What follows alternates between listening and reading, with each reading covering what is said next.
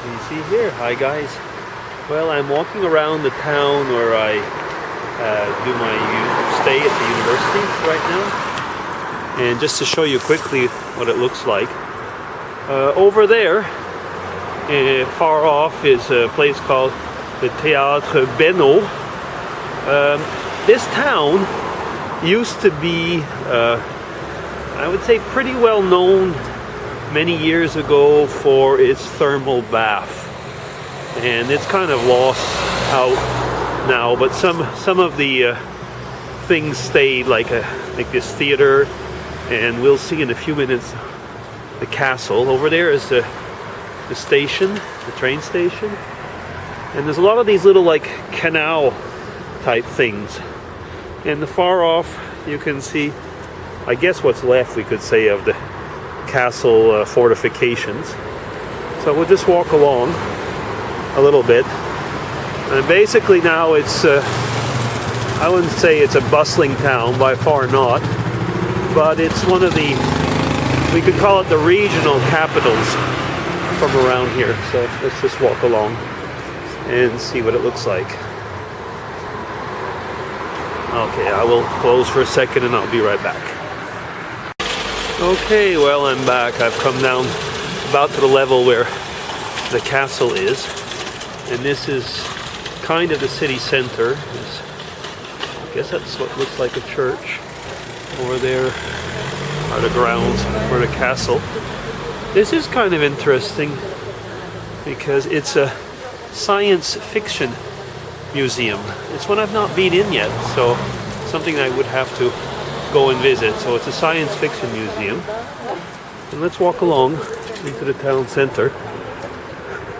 Okay, so as you can see, cars are not allowed in this part except for probably at delivery hours. So what is that ahead of us now? That could be some type of, well, it looks like the church actually in the far ground. And yeah, this was the town of Pestalozzi, I believe.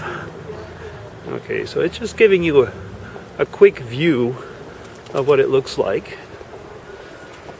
It's quite nice. Of course, I mean, we are in the historic center, so as you can imagine, as soon as you get away from here, it becomes like, I was going to say bland in a way, like any other town.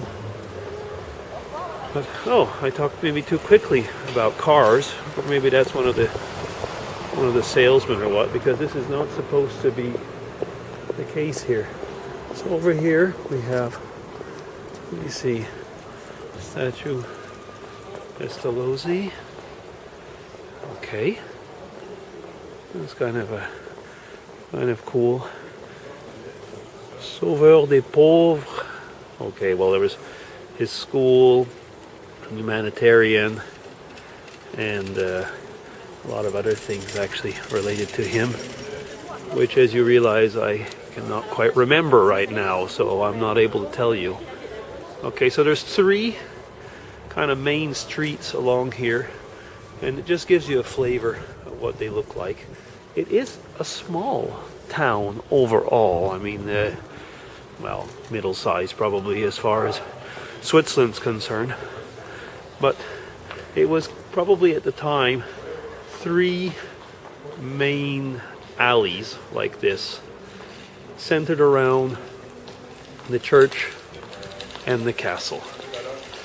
Okay, guys, well, that's just a quick view of the town where I'm working at the university, and well, I hope you enjoyed that. I almost say kind of a little quickie tourist tour. The place is called Yverdon-les-Bains, which is at one end of Lake Neuchâtel. So you've seen on other videos where I've showed you where there was a lake. So we're like at the far end of the lake.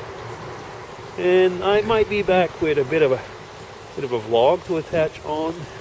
We'll see how things go. What I wanted to show, I'll put a picture at the end because I don't have it with me, but I received the other day a really cool postcard from Katie, oopspaw, and I seem to have noticed that Irene got one similar, so we'll see how things go, and I'll try and show a little picture of it and maybe add some type of vlog on. Okay guys, that's all. Take care. DC's going to be signing off for the moment. Bye bye. DC here. Hi guys, well, I'm back again. A few hours earlier I was walking around in the town in Yverdon, and I mentioned that I had received from Katie, oopspaw, a really cool postcard, and I didn't have it with me. Now I do. Just a minute, pull it out. Okay, so you see this? That is so cool. If you saw Irene Tweetness's video, I guess it was the last one, she does also show a card like this, and it's from a rather special place where a guy seems to rebuild bicycles in really unorthodox shapes and sizes and everything. So she said could have some interesting stories to tell about this, so that would be a lot of fun. Yeah, so people are coming along looking at me. I must say once again, you know, every now and then when you walk with the camera, people really wonder who are these weirdos that are vlogging, I guess. So, where was I in my train of thought? Oh, yeah, about Katie and oopspaw. Well, one of the things that I did want to mention was how cool it is to get a card or something in the mail. Katie always calls it love in the mail, and that really is the way one feels when you get something like that, love in the mail. You do meet some of the coolest people here on YouTube. I mean, yeah, there are all type of people as in the world, and that's what's really, really nice.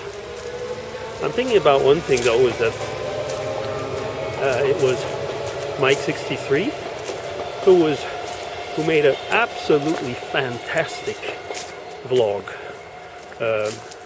talking about suicide.